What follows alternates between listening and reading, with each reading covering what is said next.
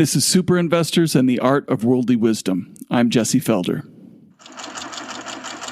Object to the test! This podcast is brought to you by The Felder Report. When I'm not interviewing one of the most interesting minds in the world of finance, I'm doing a ton of reading and research. I put together some of the best things I find each week into a free Saturday morning email. If you're interested in getting it, just go to thefelderreport.com, click Join Now right there on the homepage, and you'll be good to go. My guest for this episode is Ben Hunt. This is Ben's second appearance on the podcast. I had the pleasure of first interviewing him a few years ago, and if you're not familiar with his work, I encourage you to go listen to that episode in which he discusses his background and the key concepts he utilizes in analyzing markets. It's not at all necessary, but his framework is truly fascinating, and it'll give you a deeper understanding of what we discuss here.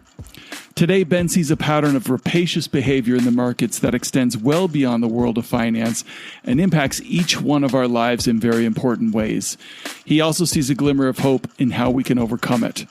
So without further ado, please enjoy my conversation with Ben Hunt. You ever wonder why fund managers can't beat the S&P 500? Because they're sheep. And sheep get slaughtered.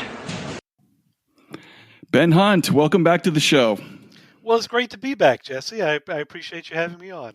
You know, I was looking back, and it was actually, you've been on my show once before. That was 5 years ago. I can't believe it's crazy? been 5 years. And that's, in shame. The pre-COVID times is for all that. I mean, it's just right. Yeah. Well, shame on me, because you are one of my favorite thinkers. And as you know, we were kind of discussing before I hit record, this latest piece of yours really kind of inspired me to reach out to you. And thanks for taking the time. It's titled The United States of Bed Bath & Beyond, and it ties together so many seemingly unrelated things I've been thinking about, puts them into much larger context. Which is one of the things I think you're really good at, Ben. But before we dive into the piece, I'm just curious to know what first got you thinking about Bed Bath & Beyond specifically. You know, it was a suggestion by my partner, Rusty Gwynn. He said, hey, you ought to take a look at the stock buybacks that Bed Bath & Beyond did. I don't know what they'll show. I just know they did a lot of them.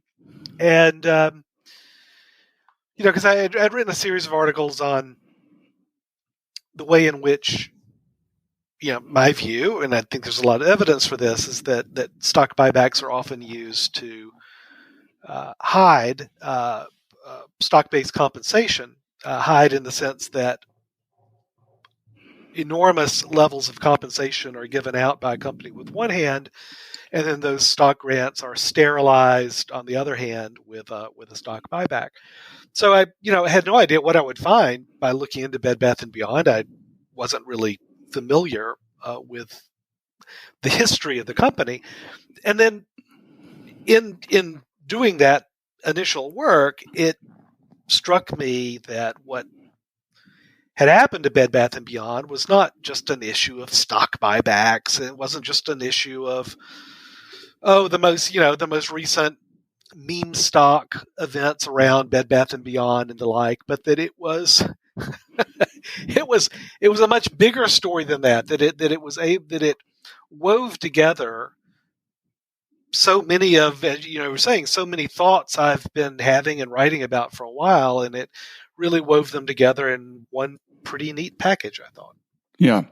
Well, this piece specifically hit me for a number of reasons, which, we'll get into, but not the least of which was that I was actually a big buyer of Bed Bath stock during the COVID crash, for the sole reason that it looked vulnerable to a short squeeze to me. And I was playing the bust out, as you put it. So I was part of the problem without even being aware of it. So if you would, please explain what a bust out is, where the term came from, because I think it's the perfect metaphor in this situation. Sure. I've used Godfather references a lot in what I write, and so I was really happy to branch out to another mobster franchise here, and that's The Sopranos. So there was a great episode, or a couple episodes, I guess it was in season 2, that married a couple of interests of mine, right? Mob movies or mob shows, and playing poker. So this is when Tony Soprano and his gang were running a poker gang, and some friend of Tony's had lost a little bit of money at one of Paulie's games or something like that, and he wanted to make it back, and so he was asking Tony, hey, can I get into the high roller game, what they call the executive poker game? And Tony said, no, Davey, you're a friend of mine from high school. Honestly, dude, you've got a problem with gambling. I don't want you to play in the game. Don't play in the game. Don't play in the game. But Davey keeps pestering and pestering because he does have a problem with gambling. He's a degenerate gambler, and I use that phrase, affectionately, honestly. And finally, Tony says, okay, I'm going to stake you $45,000, $50,000. You're going to play in the game. And of course, Davey loses. Davey loses all the money. At which point, Tony Soprano owns him. And he owns, more importantly, Davey's sporting goods store called Ramsey Outdoor.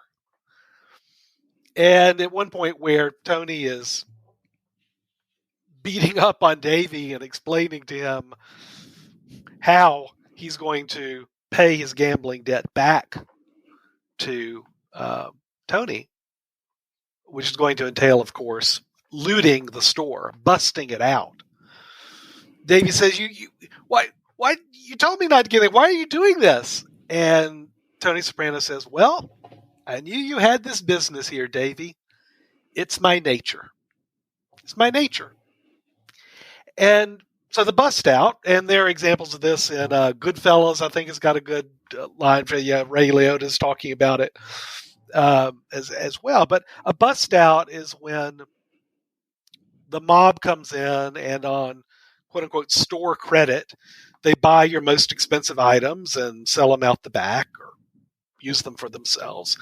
They exhaust, run up every vendor line of credit you've got, and then again, sell the items out the back door for cash. And at the end, the Goodfellas example, they torch the place for the insurance money. Yeah, in most cases, like in the Sopranos here, they just put up the liquidation sign, and that's it. They bust it out. They just run it into the ground and suck all the money out for themselves. That's a bust out. And the more I started looking at Bed Bath & Beyond, it was clear to me that this was a decades-long bust out. In fact, that there had been 3 successive bust outs with 3 successive management teams. It's crazy. And even more than that, Jesse, it just hit me that, man, this is the story of the United States. Yeah. That we've just been stripped for parts, right? We've just been busted out. And it's the story of weak men, gambling men, like Davey in the Soprano store. And it's the story of rapacious men whose nature it is to bust out the weak men. And we just see this story over and over again, and it's time to call it by its proper name. What's going on? It's a bust out. It happens at the small level. It's also happening at the large level. Yeah, and I want to talk about the different levels because that's where I think, there's so many things like I mentioned at the outset. I've been thinking about it, how buybacks and, it's essentially, sterilizing executive compensation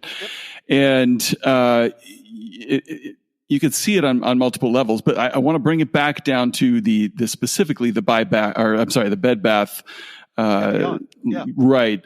So in this specific case, the bust out was a point in time where, management had a decision. I mean, just like Tony Soprano had a decision to, I can just, keep running this business and as a normal owner would, and pull out the free cash flow, or I can essentially just suck it dry, and liquidate it. And so at some point, Bed Bath management made the decision to, rather than try and maximize the long-term return from this business, to just do the opposite.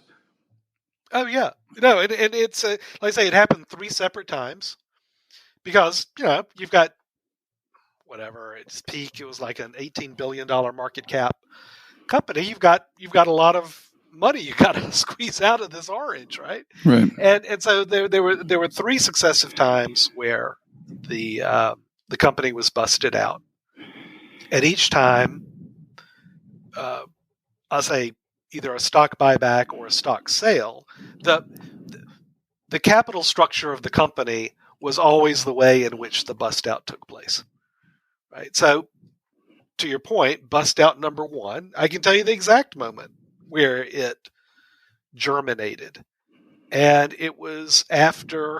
This is going back a decade. Yeah, right? They had a bad 2013 Christmas season.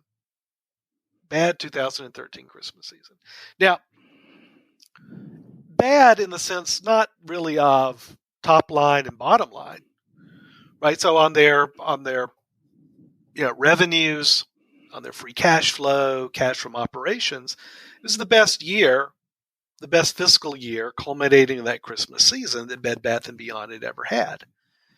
But coming into then 2014, it became clear that it just wasn't sustainable, right? So you had some analysts pointing out what by then was kind of clear to everyone, which was that Bed Bath & Beyond had a lot of internal rot. The stores were tired. The inventory was blah. They did heavy discounting. God, if you're like me, I mean, you've used a lot of Bed Bath & Beyond coupons in your life. And also, really in that Christmas season of 2013, it was painfully clear that external competitors were just poised to eat their lunch, right? Amazon in particular, but others too. And so the stock price took a big hit. So at the beginning of 2014, the stock was $80 a share, something like that.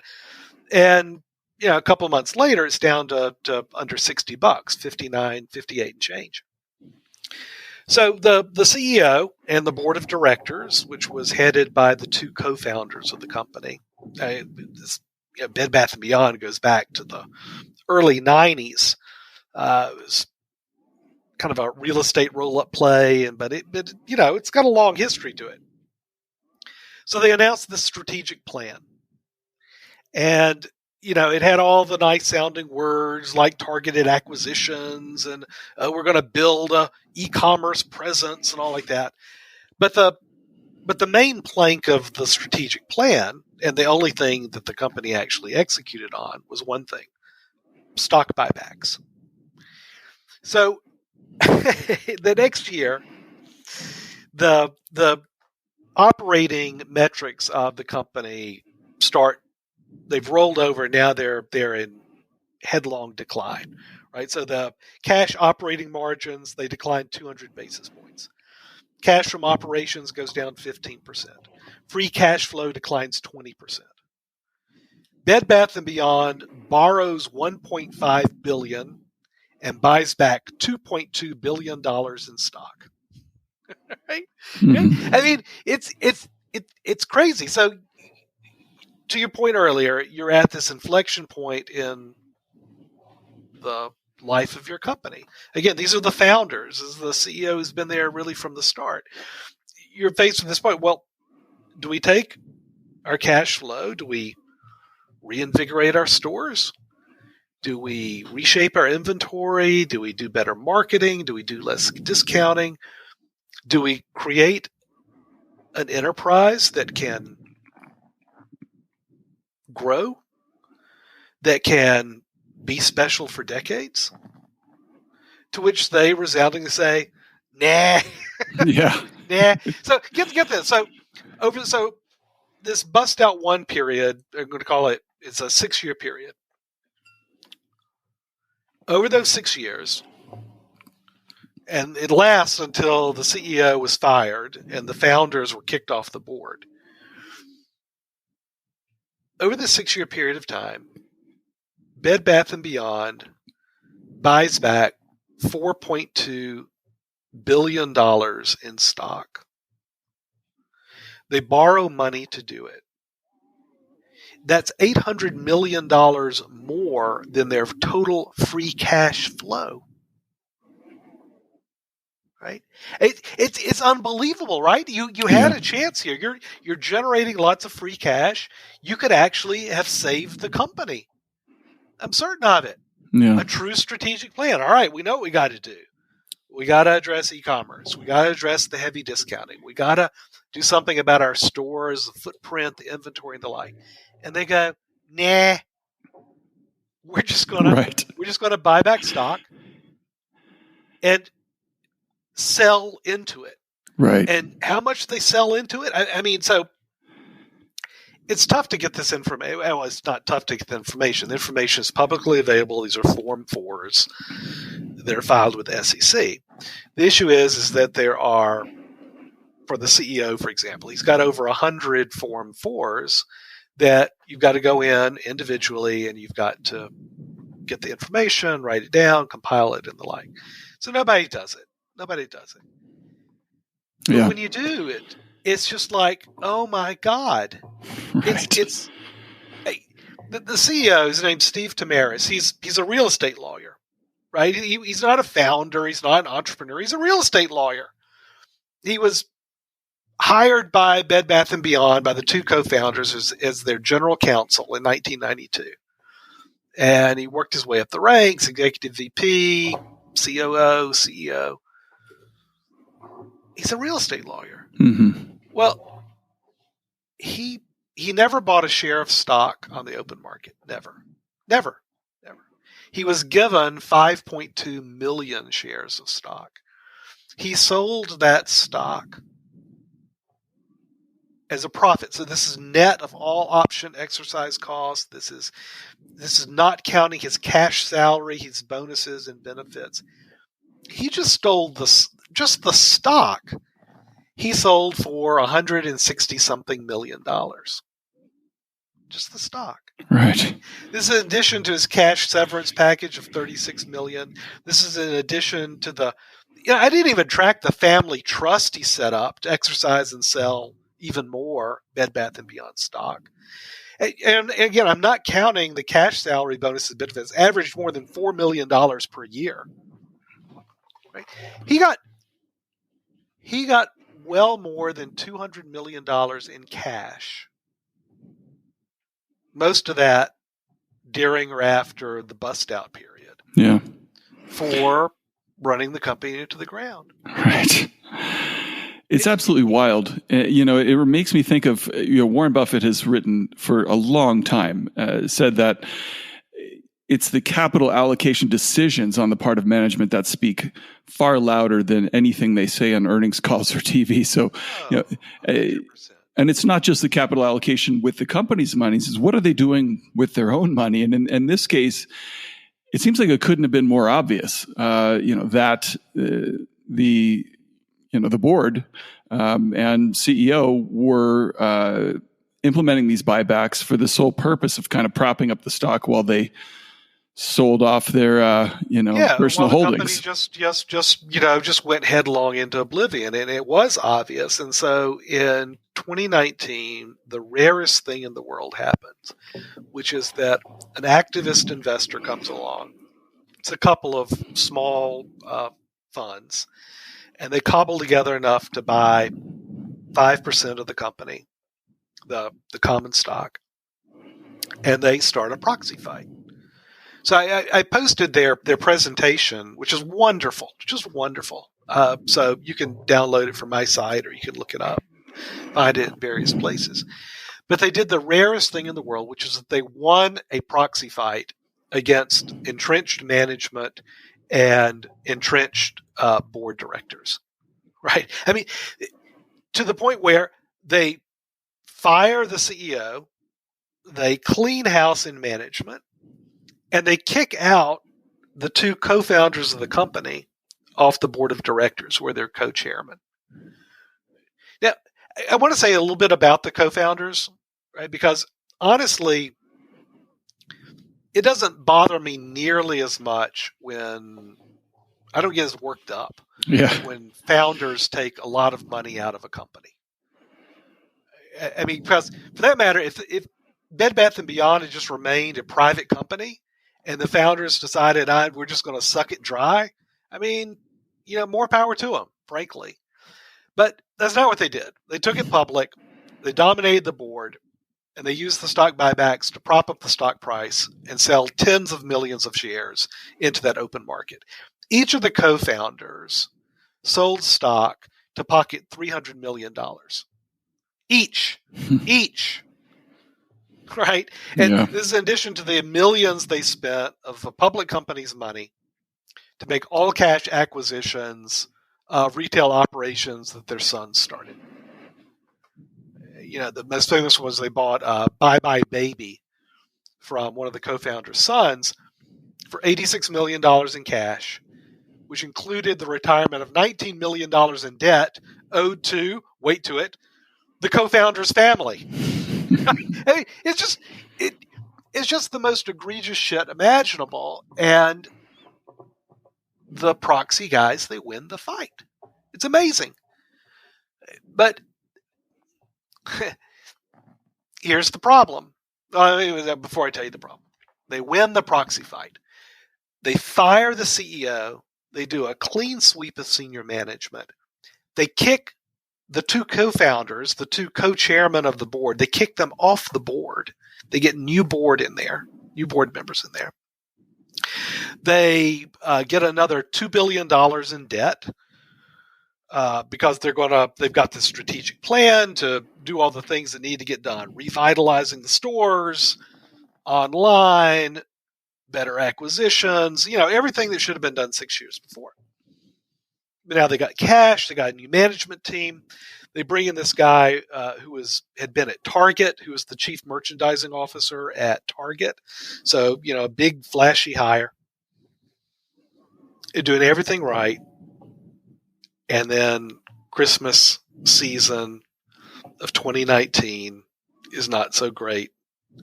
And then come March of 2020, we know what happens there. COVID hits.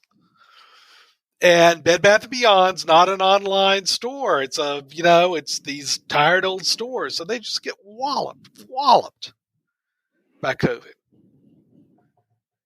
And within 15 months, the proxies guys, they say, okay, we're out.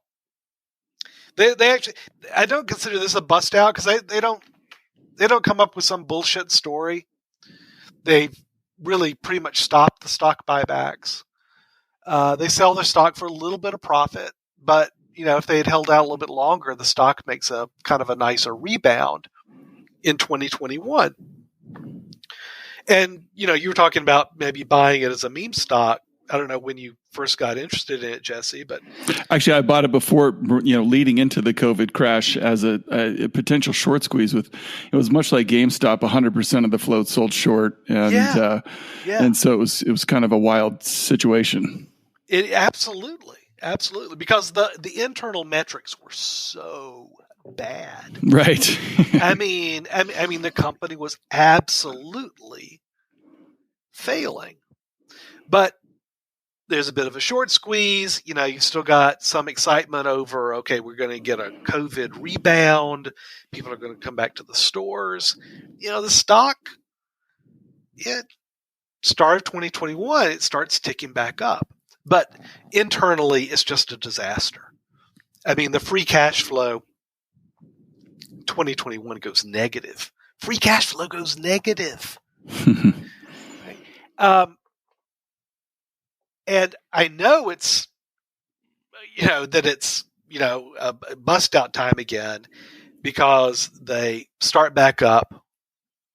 They start back up on the stock buybacks. Right? They start back up on the stock buybacks with negative free cash flow. They're losing money. And they bought back $600 million in stock. Yeah.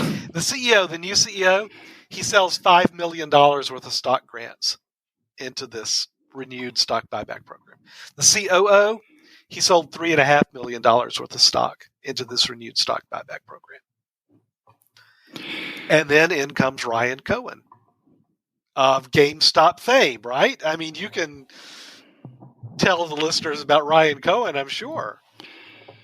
Well, yeah. I mean, I'll leave it to you, but once it became a meme stock, it was no longer within my kind of value investing wheelhouse. And to me, it was a cigar butt that kind of worked out well. But looking back at it now in this light, I was complicit in the whole bust out process. And no, you weren't complicit. You were part of the exit liquidity. Oh. Let's say, right? You were exit liquidity. You were the and I say you. I mean, we've all been there, Jesse. Yeah. Well, the stock actually went up. Exit liquidity. The stock went up tenfold in that short squeeze in 2021. It was part of that whole craziness. And so, I also wanted to, make the distinction too between, about buybacks. I just don't want it to sound like, we're bashing buybacks because, they're good and bad buybacks. Like anything, buybacks in and of 100%. themselves aren't necessarily bad. But I think in this case, they were very obviously used badly. Yes, exactly right. I'm so glad you raised that point, Jesse, and I'm glad you mentioned Buffett earlier, right? Because I wrote a long note where you can identify companies that have used stock buybacks to sterilize insane stock-based compensation given to board members and entrenched management. And this is just a perfect example of that, Bed Bath & Beyond. Right? I'll give you another example, though, of when stock buybacks are not used to sterilize stock-based compensation. And it connects to Buffett because that example is Apple. Apple buys back a ton of its stock. But almost uniquely among these big companies like that, they're actually shrinking the share count. Right? I am all for using stock buybacks to actually shrink the share count, if in fact you are growing your earnings. Right? I'm not for shrinking the share count. I'm not for leveraging up when you've got free cash flow deficits. That's just insane. Yeah. Right? And you're doing it obviously in that case just to sell into it if you're management. But you're absolutely right, Jesse. I mean, Apple's, I think, a great example of where stock buybacks are used to, frankly, great effect for investors, where it is truly returning capital to shareholders in a tax-advantaged way. But you can always tell, are you shrinking the share count or not? Right. Because a lot of times you're not. You're just sterilizing stock that you're just giving away, the dilution that you're giving away to management. Yeah, and then there's the accounting treatment where companies love to highlight their free cash flow, which adds back in stock-based compensation. So it looks like they're free cash flow positive, when they're, and then the buybacks don't figure into that figure. So it's, That's right. Oh no, our stock-based compensation, it's a non-cash item. You should, we're going to exclude that from our pro forma results here. This is part of the madness of it, right? Because then the stock buyback in that sort of company, like a Bed Bath & Beyond, that's how a non-cash item, SBC, stock-based compensation, becomes absolutely a cash item, right? Through the stock buyback. But, I'm glad you mentioned that because when I was running my funds, I was a big fan of stock buybacks, and I still am if you are in fact shrinking the share count. Yeah. But if you're just sterilizing stock-based compensation to management, it's a shell game that is always there to the advantage of management and uses shareholders, like you're saying, it's exit liquidity. Yeah. And so, to take this, example of Bed Bath. Obviously, it was an extreme example of bad buybacks, but I'm curious to know, in your view, it seems like there are a lot of companies that, Bed Bath happened in, relatively short order, but it seems like there's a ton of companies out there that are essentially being busted out kind of in slow motion, taking on tons of debt to buy back stock. I guess, how big of a problem do you see this as being for the broader market or an aggregate? So that first bust out period for Bed Bath and Beyond, took place over 6 years. Right? Yeah, I guess it was absolutely a slow motion bust out. Absolutely a slow motion bust out. I think what's happening, Jesse, is you definitely see this in Bed Bath and Beyond, which is that each successive bust out period becomes shorter and shorter and more cartoonish. Mm-hmm. And I think that's exactly what happens in the United States. Yeah. Right. So when I was, we've got these 3 bust out periods for Bed Bath and Beyond. First one took a long time to play out.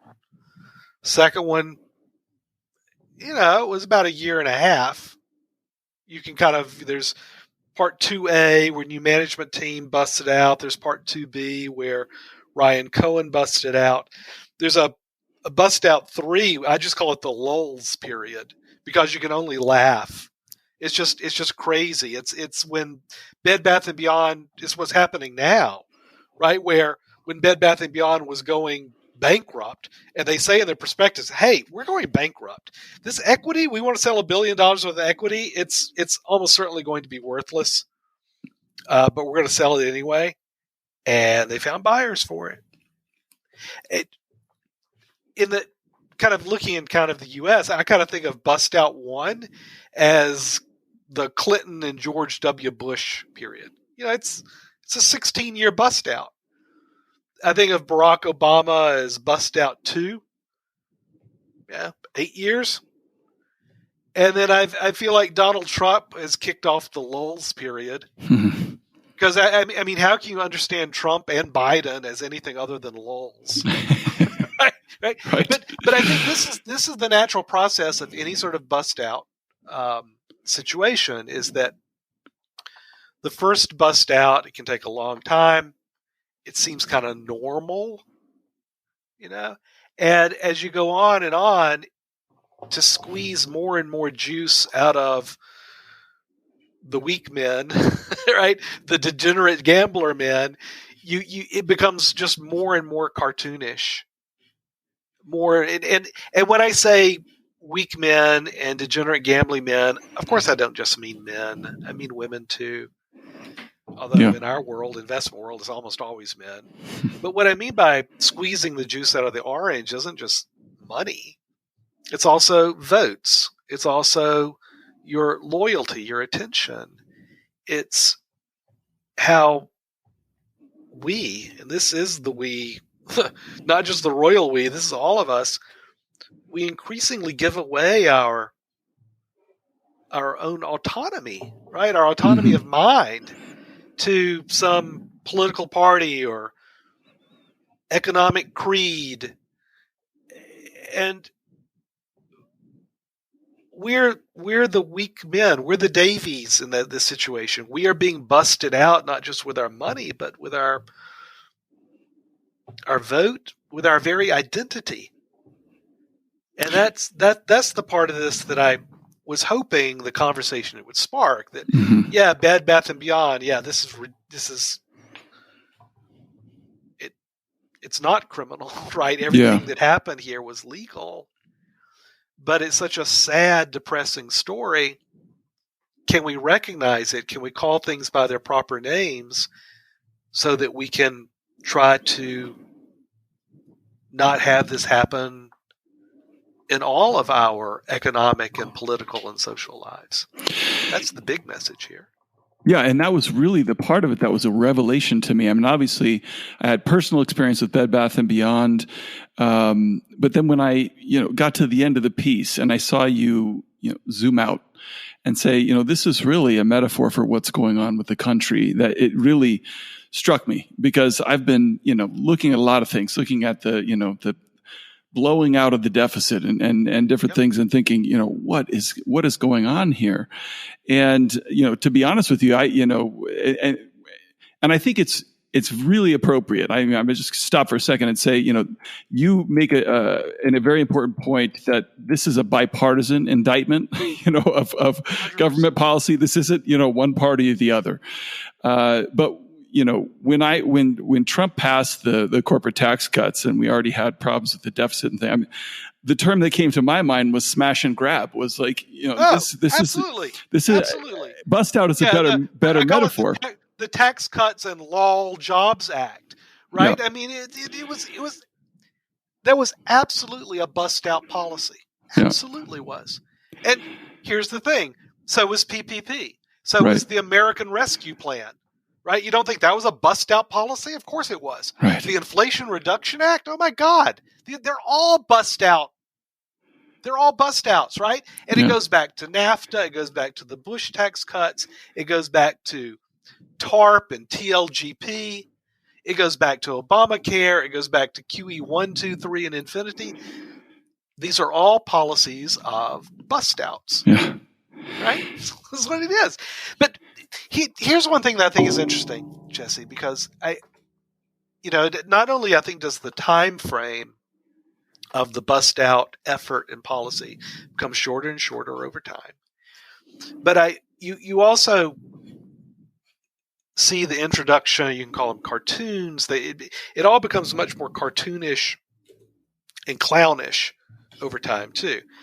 And in particular, what you see being used in this third phase of the Bed Bath & Beyond bust out is a cutout, right? An intermediary that gives the appearance or illusion of, this is a good thing for the little guy, the meme investor, when actually they were just part of the whole bust out process. Mm-hmm. What I'm referring to is that in the third phase of the bust out, at this point, Bed Bath & Beyond is selling worthless stock directly to the meme investing public. This is post Ryan Cohen. This is post any short squeeze. This is just saying, hey guys, when Hertz went bankrupt, their common stock actually popped a bit. So, hey, who's to say the same thing wouldn't happen for us when we go bankrupt? Crazier things have happened. We're going to have this institutional investor. They believe in us. They're going to come in and they're going to buy. We're selling $1 billion worth of our stock. Well, they've already agreed to buy the whole thing. They've already agreed to buy it all. I mean, honestly, it's just lucky for you that we're still a publicly traded stock, because otherwise you wouldn't be able to tag along on this great, this great deal that we're doing with Hudson Bay is the name of the hedge fund that was doing it. But the whole deal was for Hudson Bay to buy warrants, preferred stock from Bed Bath & Beyond, and then immediately turn around and sell it into the open market as common stock. Immediately. Yeah. And not just, we're talking hundreds of millions of shares, Jesse. Hundreds of millions of shares.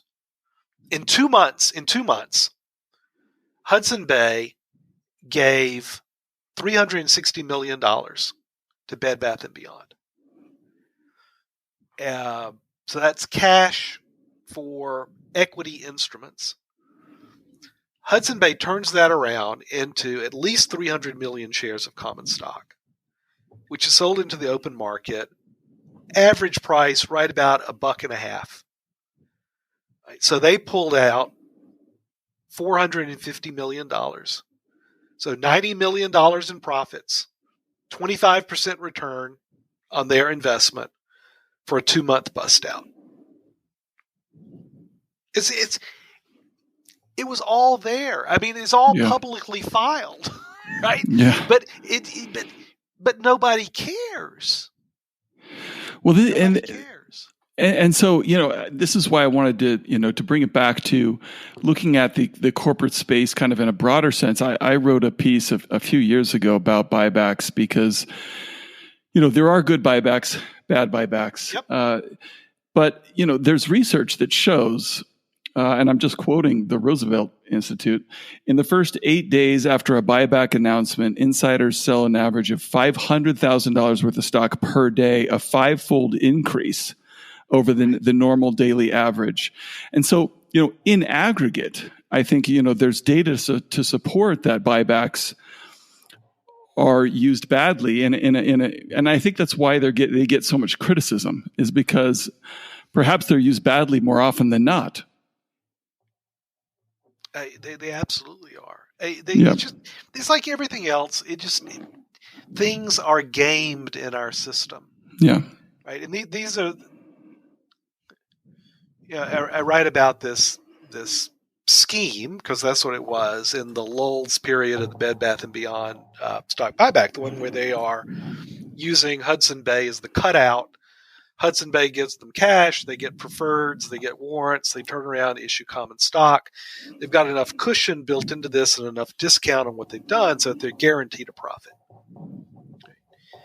And I'm 100% sure that it wasn't the third Bed Bath & Beyond management team that came up with this idea. I'm certain that it was an investment bank, a hedge fund, a law firm, working in conjunction with the bondholders, because that's where the cash went. The cash went to the bondholders.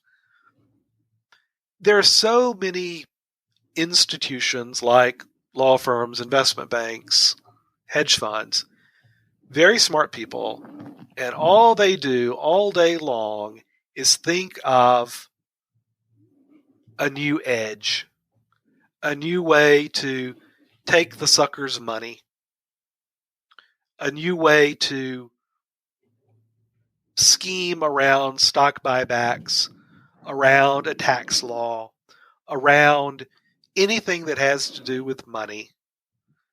They're going to game it. They're the Tony Sopranos kind of in the original thing. It's their nature. Right. It's their nature. Right. But unlike Tony Soprano, they do it all perfectly legally. Yeah. Through laws and regulatory agencies and, Well, and that's a good point because, the reason people weren't necessarily outraged by the Bed Bath example kind of as it was happening was because it was just kind of, it fit with the overall zeitgeist of, interest rates are on the floor. If you're running a large company and you're not borrowing money at 0% interest rates or, close to it to buy back stock, you're doing it wrong. Yeah. What are you even doing?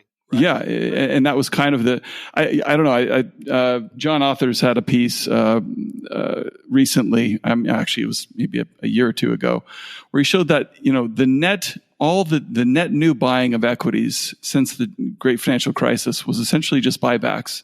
There wasn't any other net buyer of equities since 2010.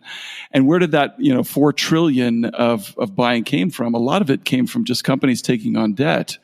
And instead of investing, in the long-term health of their companies, they performed kind of this equity for debt swap.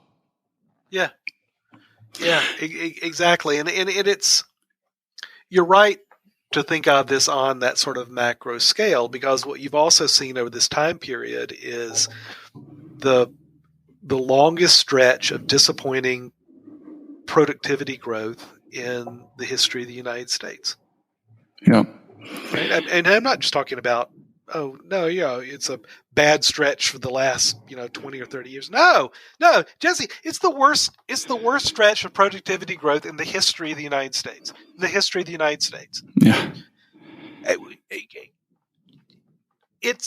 is what I mean about the internal rot. Yeah. This is what I mean when I call it the title, the the note is the United States of Bed Bath & Beyond. This is what it means to have a financialized economy. This is what it means when you don't invest your profits into making a better, more efficient, more productive business. This is what it means when you have crappy stores and crappy management and too much debt. Yeah. Absolutely. That's Bed Bath & Beyond, but it's also us. Right. It's also us. Yeah, and I kind of make it a hobby. Phil Fisher wrote about the scuttlebutt, right? Is kind of, getting out and looking at things on the street and kind of see how things are going. And, when I go stay in hotels and things, I typically stay in Marriott's, and I'm regularly astounded at how poor the quality of the hotel is. I'm not going to ask them to sponsor the podcast anytime soon, obviously, but it's pretty obvious from a lot of different companies. And, I think Boeing was another example, and the problems they've had in recent years where they're investing in this kind of, and I can't even call it investing. They're engaging in financial shenanigans to inflate the stock price more than investing in the long-term health of the company. And I think you could see this even on the aggregate level. John Hussman's post this week shows that, domestic investment as a share of GDP has been so low since the great financial crisis. We just haven't been investing in anything. And it's been all financialized type of activities. Wrote a long note about Boeing, right? Because it's exactly what you're describing is exactly right. It's just a series of managers who have squandered. Let's be honest. I mean, Boeing's a crown jewel of American free enterprise and economy. Boeing is a crown jewel, and it's just been chipped away it's been stripped for parts. You talk about hotels. Yeah. I'm old enough to remember when, you're going to stay at the Hyatt? Oh, wow, that's a nice hotel. Yeah. I mentioned Marriott or, Hyatt. Always, that's a nice place to stay. Now it's like, really? Yeah, right. God, are you kidding me? I mean, is this a Motel 6? I mean, right. It is that boiling frog phenomenon, Jesse, right? Where the deterioration is so slow. It is that slow motion bust out. But bust out is exactly what it's been. Exactly what it's been. I just think that now we're entering a period where the bust out becomes more obvious, more cartoonish. Yeah. A lot more use of cutouts and intermediaries. A lot more use of story and narrative, but all designed to hide just one more effort to take more money from us saps. Yeah. And when to bring it back to, so, when you look at these companies and you see it at a corporate level, I think that's kind of step one for investors to kind of watch the capital allocation decisions because they're everything. They're everything. And if companies aren't investing in their future, there's only one way they're going. But when you talk about, stripping a company for parts, that's one thing you can say, okay, I'm just going to kind of avoid that company. But when you see our country being stripped for parts, and you start to recognize a lot of these policies. I mentioned the Trump tax cuts, but you also look at, you mentioned Obamacare. And you look at United Healthcare stock prices up 20-fold since Obamacare was introduced. And you look at it and you go, that was essentially policy to, government policy to inflate the profits of, a private enterprise and at the expense of us. And a lot of these things work that way. And it's so I guess how do we, start to think about, it's easy to say, okay, Bed Bath & Beyond, okay, I need to look at that as an example of what not to do with my investments. But when it comes to the country, it's a much bigger, more important discussion. It is. And it's so pervasive. I hardly know where to start. I get frustrated when people say, "Oh, well, you don't like the policies of that company." Well, nobody. You don't have to invest in it, right? Right. Yeah. And I say, yeah, and so what? I mean, I kind of do, right? Because a company like Boeing or all these companies we're talking, the large companies we're talking about, is like, well, I don't think that's the answer, right? To keep on narrowing down the appropriate, playing field for someone who wants to play an honest game. And to your point about the country, well, there's no place to go. I mean, it's the entire playing field. It's everything. Yeah. And yeah. Well, so I wrestle with this a lot, Jesse, about what does one do?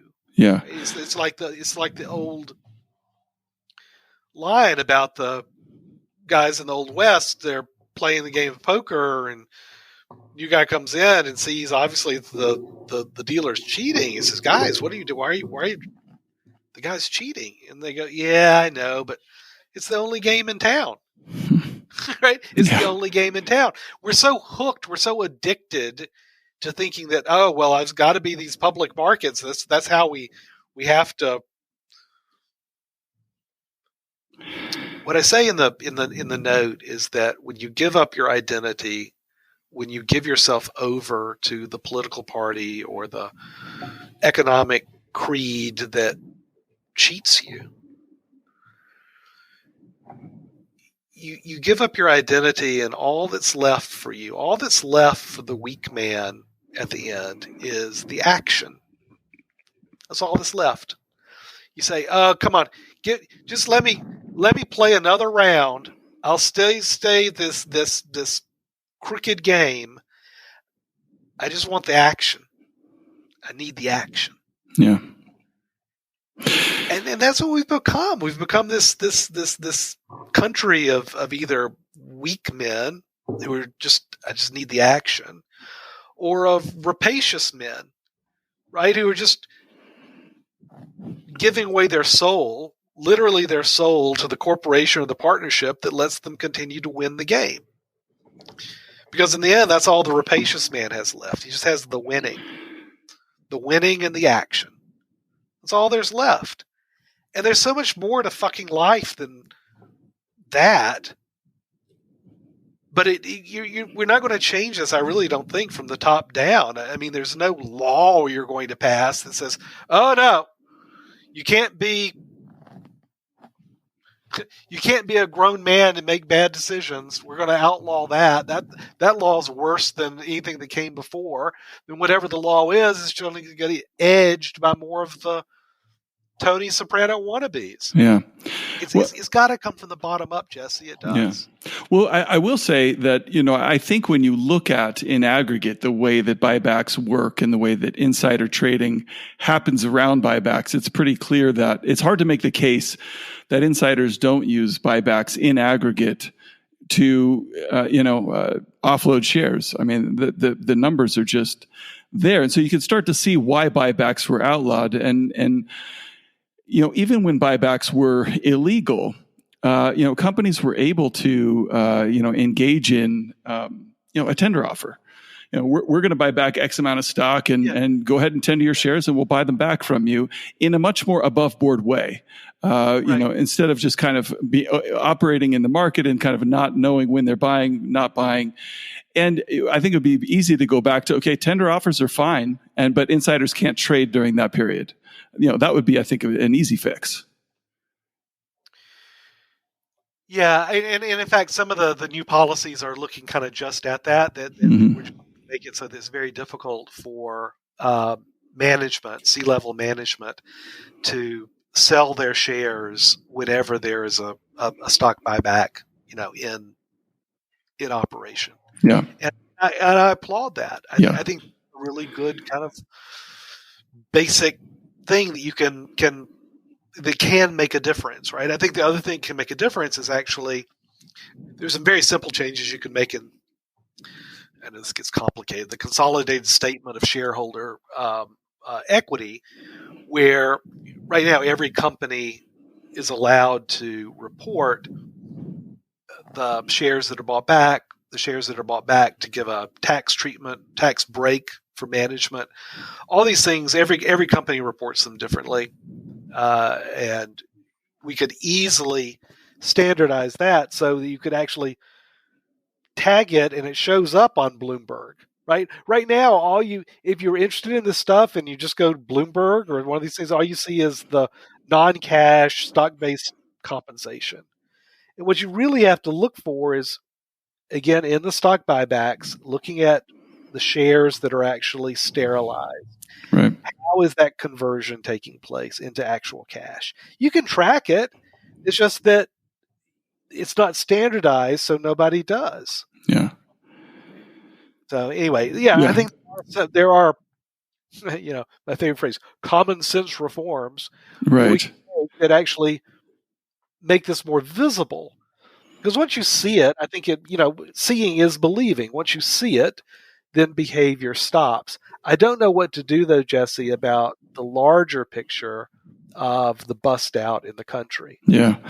Well, that's what I was going to ask you about next, because I really like your thoughts on, to me, I'm seeing a growing chorus of, really smart, important people in the world of finance kind of warning about where, we're headed from a financial standpoint. Whether it's Stan Druckenmiller, I guess Ray Dalio put out a piece last week where he literally said we're approaching the tipping point where the amount of debt sold by the government is greater than the demand for it, putting the central bank in an untenable position.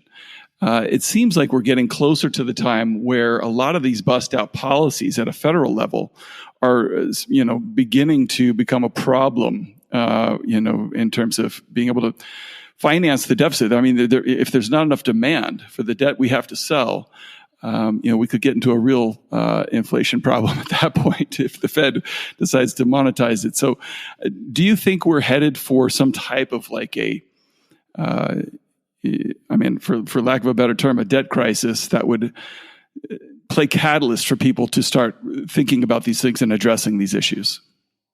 No, I really don't. I wish I did. Yeah. And I'm sorry about it, but I don't. There is so much liquidity out there, Jesse, right? And the crowding out effect is a real thing. Crowding out effect meaning that, that to the degree that the U.S. government sops up people's investment dollars, it crowds out corporations who would borrow that money and put it to more productive use. Right. Well, this is part of the problem, right? For the last 15 years, there's been so much money available that companies haven't been crowded out. They've had, or at least public companies haven't been crowded out. I think private companies have. Lots of them have been crowded out. It's harder than ever, I'd say, for a small to medium business, right, to get capital in a loan. But I don't think there's ever going to be a shortage of demand. It's not in my lifetime for U.S. government debt or major corporate debt. There's just too much money out there in the world sloshing around to have that be the catalyst for a crisis. Now, that said, I absolutely think a hard rain's going to fall. I absolutely do. I don't think that's the catalyst, what you're describing, but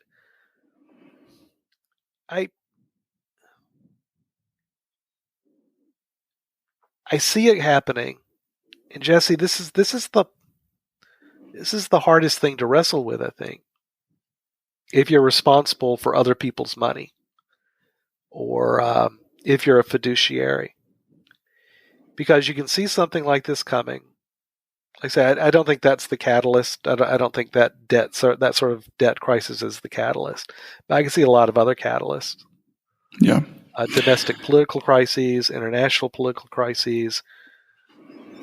Yes, absolutely. There's a slow motion bank run happening in the United States. I think that can be a really incredibly damaging crisis. Yeah.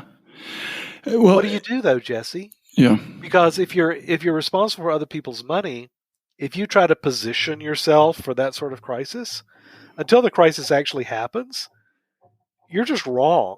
Right. Yeah. You're just wrong. I mean, it's an incredibly negative carry position to put on, right?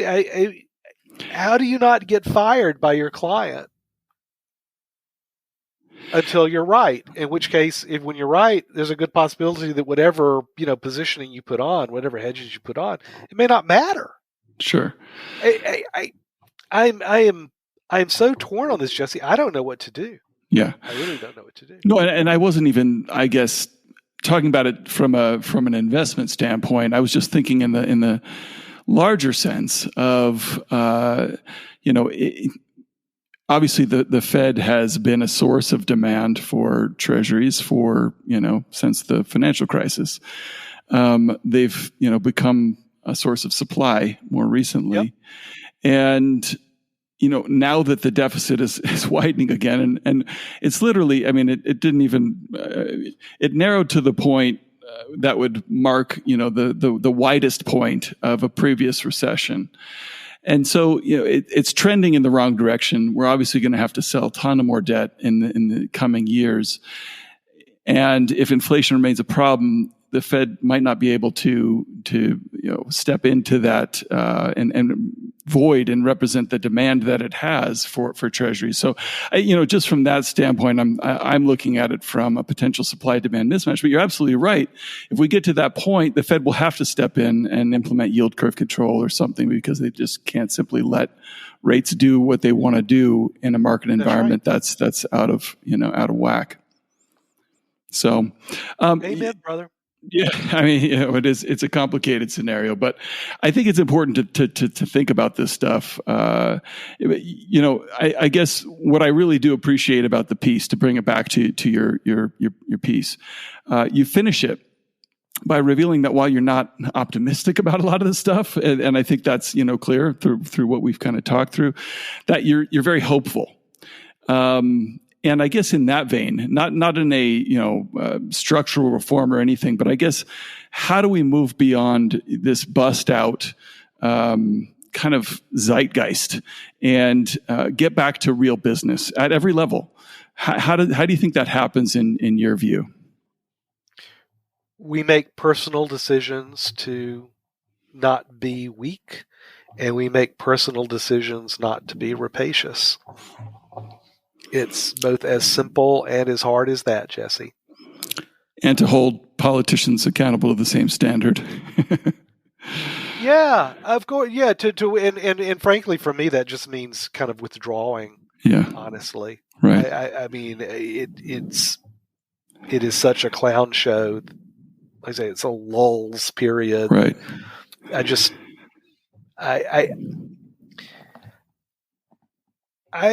Jesse, I'm a believer in the power of generative AI. I'm a believer. I am hopeful in the power of human ingenuity.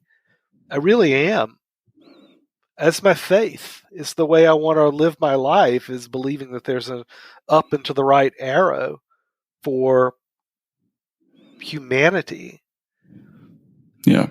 And that's the source of my hope. It's a faith. It's a secular faith. But the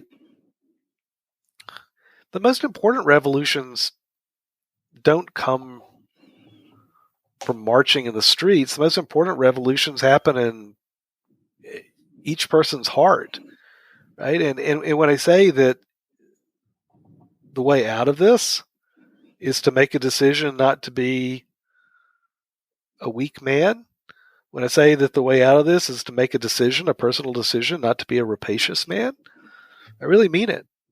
Yeah. I really mean it. I think that's what gives us hope. I'm also not optimistic, Right. but that is the source of my hope. Yeah.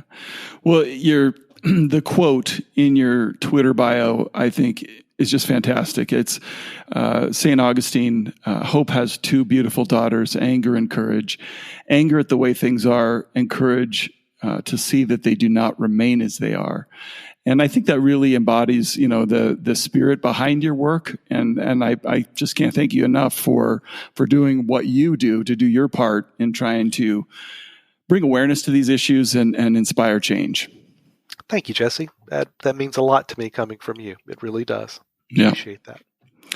Well, speaking of Twitter, Ben's Twitter handle is @EpsilonTheory. The website is epsilontheory.com. Like I said, I'm just a huge fan of your work. I encourage everybody to go check it out. You're one of the most useful, insightful things that I read on a regular basis. So keep up the good work, and thanks for taking the time. My pleasure, Jesse. Thanks for having me on. Really appreciate it. Sound on it in for the 142!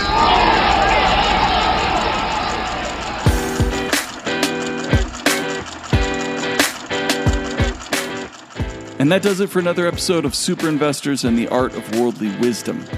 As always, you can find notes and links related to this episode at thefelderreport.com. Thank you for listening, and until next time, buy low, sell high.